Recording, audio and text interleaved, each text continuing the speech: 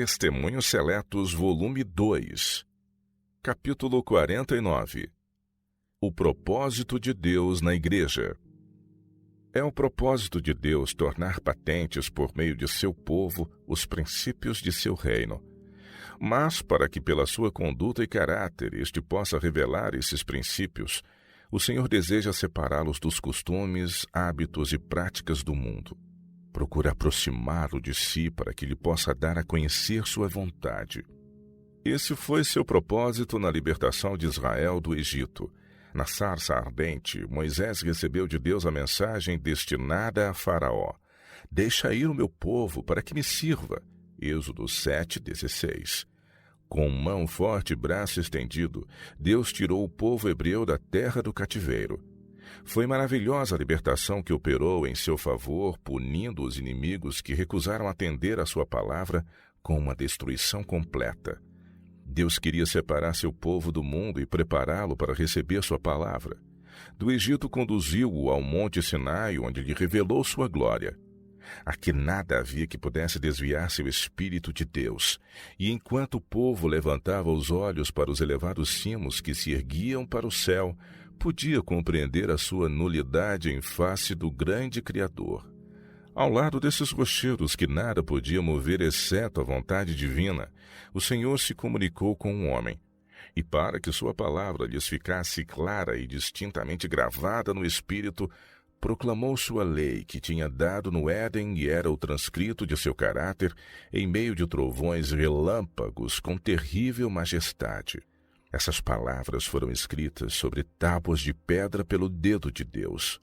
Deste modo, a vontade divina foi revelada a um povo que fora chamado a dar a conhecer a todas as nações, tribos e línguas os princípios de seu governo no céu e na terra. Para o mesmo fim, Deus chamou seu povo na atualidade. Revelou-lhe a sua vontade e dele requer obediência. Nos últimos dias da história deste mundo, a voz que falou do Sinai volve a dizer aos homens: "Não terás outros deuses diante de mim." Êxodo 30, verso 3. À vontade de Deus, os homens opuseram a própria vontade, mas não podem fazer calar esse preceito. A inteligência humana pode não compreender cabalmente as obrigações que tem para com o poder mais elevado, mas não poderá delas fugir. Acumulem, embora os homens, teorias e especulações, tentando opor a ciência à revelação e anular assim a lei de Deus. Com insistência sempre crescente, o Espírito Divino reiterará o preceito que diz: "Ao Senhor teu Deus adorarás, e só a Ele servirás." Mateus 4, verso 10. De que modo trata o mundo a lei de Deus? Por toda parte nota-se forte oposição aos divinos preceitos.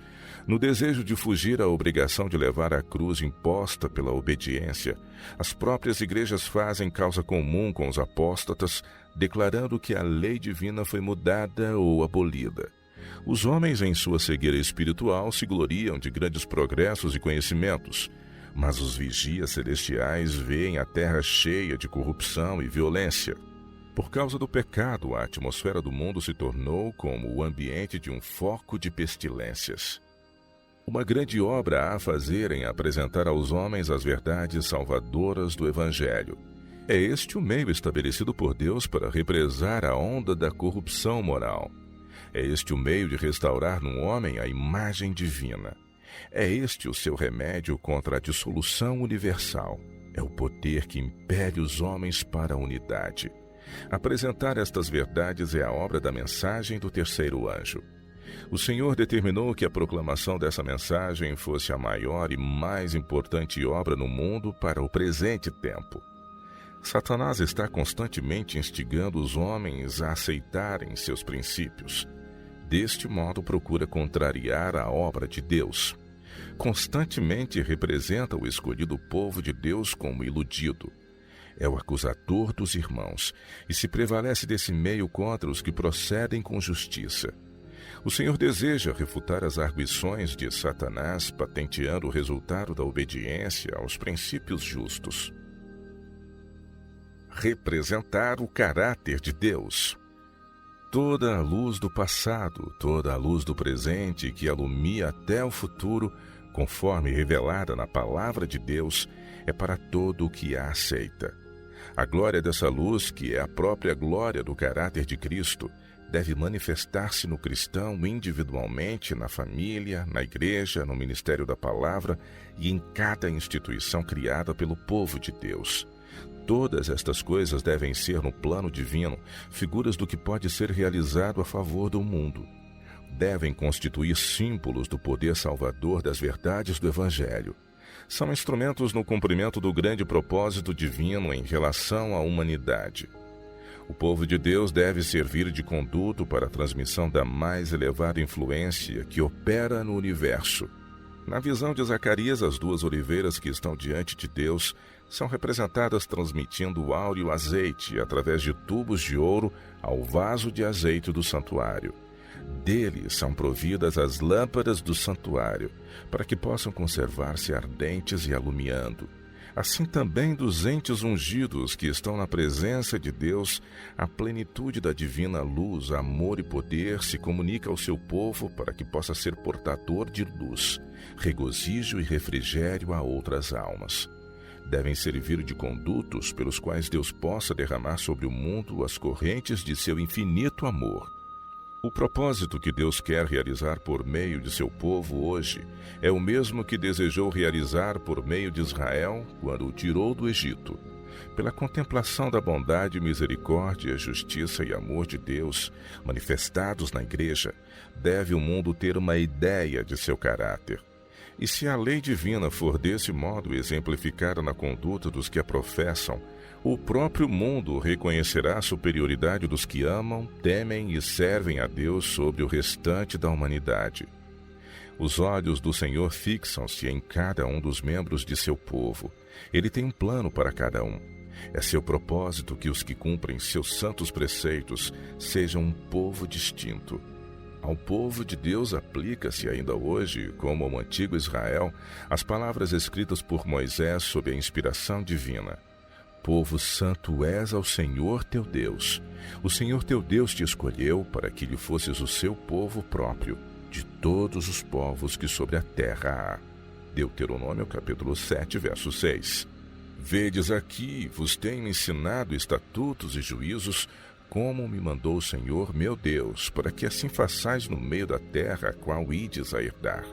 Guardai-os, pois, e fazei-os, porque esta será a vossa sabedoria e o vosso entendimento perante os olhos dos povos, que ouvirão todos estes estatutos e dirão: este grande povo só é gente sábia e entendida.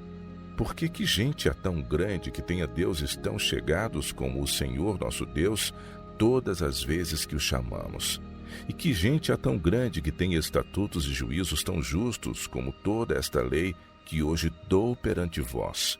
Deuteronômio capítulo 4, versos de 5 a 8. Mesmo essas palavras não exprimem cabalmente a magnitude e a glória do propósito de Deus a respeito de seu povo. Cumpre-nos tornar manifestos os princípios de seu reino, não só em relação ao mundo, como a todo o universo. O apóstolo Paulo, escrevendo sob inspiração divina, diz: a mim, o mínimo de todos os santos, me foi dada esta graça de anunciar entre os gentios, por meio do Evangelho, as riquezas incompreensíveis de Cristo e demonstrar a todos qual seja a dispensação do mistério, que desde os séculos esteve oculto em Deus, que tudo criou, para que agora, pela Igreja, a multiforme sabedoria de Deus seja conhecida dos principados e potestades nos céus, segundo o eterno propósito que fez em Cristo Jesus, nosso Senhor. Efésios 3, versos de 8 a 11. Irmãos, somos feitos espetáculo ao mundo, aos anjos e aos homens. 1 Coríntios 4, verso 9. Que pessoas vos convém serem em santo trato e piedade, aguardando e apressando-vos para a vinda do dia de Deus. 2 Pedro capítulo 3, versos 11 e 12. A fim de manifestarmos o caráter divino e não nos iludirmos a nós mesmos, à igreja e ao mundo com um cristianismo falso, temos de tomar conhecimento pessoal com Deus. Se mantivermos comunhão com Ele, seremos seus ministros, ainda que não preguemos um só sermão à igreja. seremos seus cooperadores pela apresentação da perfeição de seu caráter em nossa humanidade.